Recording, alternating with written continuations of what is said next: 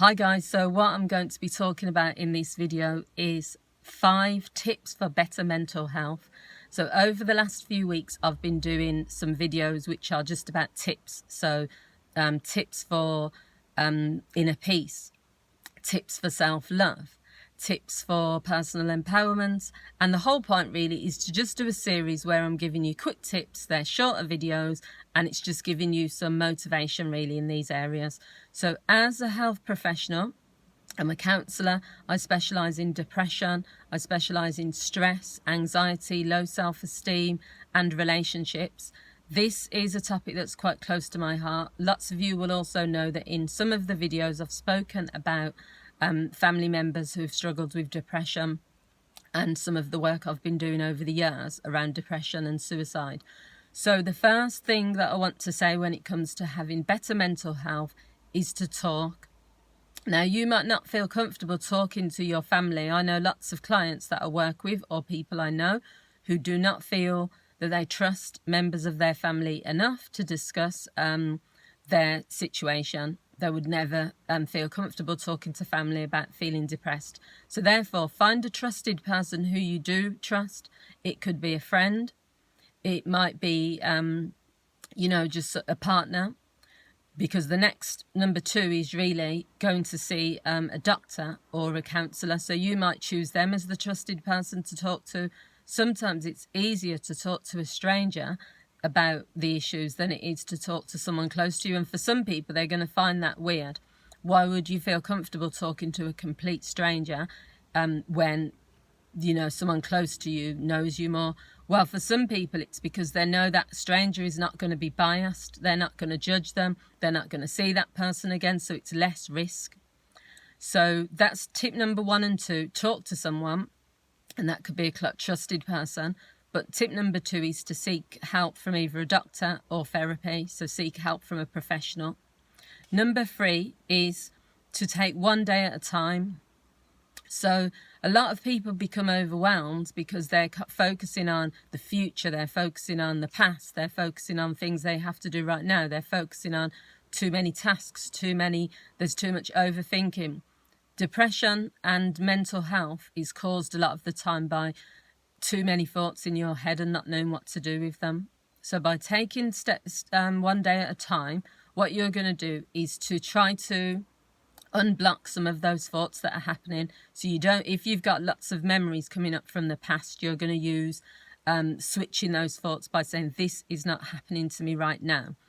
I am focused on my current situation. My current situation might not be where I want to be, but I'm just going to embrace this. I'm going to accept the moment. I'm going to take responsibility for my life. I'm going to do this action or that action. So what is in your control? So the 4th thing is to get outdoors. So people don't recognise the power and the theory that's behind this motion of getting outdoors.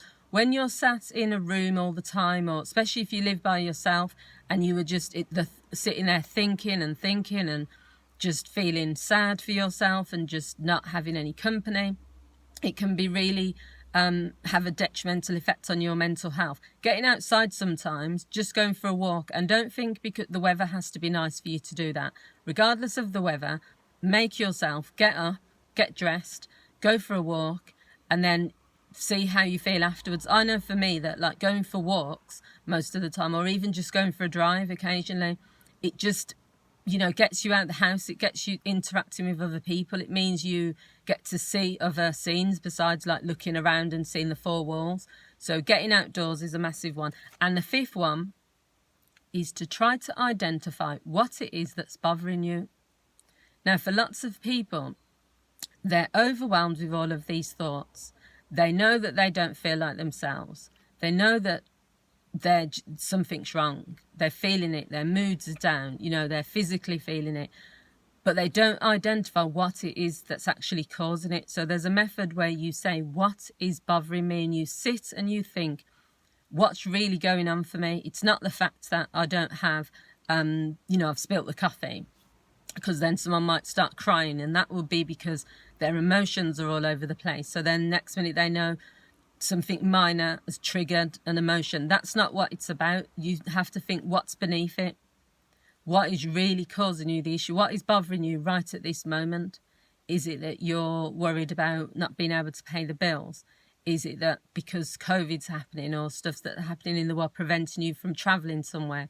Is it that you don't have a relationship? You don't have the things that you want to achieve in your life? Once you've identified what's bothering you, it's almost like a relief, because then you can recognise, because this thing is bothering me, what's the next step? The next step, now I've identified it, is to take action. If you're not, if you don't know what's bothering you, then you can't really take action to do anything about it, because you're just going to be sat there thinking, I'm feeling low, I'm feeling down, but you don't know why. So they're my 5 tips really on better mental health. There's lots of other things that I could talk about with this, and I may make a separate video talking about it again, but I just wanted to leave those tips with you, and I hope you found this video useful. If you have, please feel free to like, to comment, to share, and to subscribe to my channel. Thanks for watching. Bye.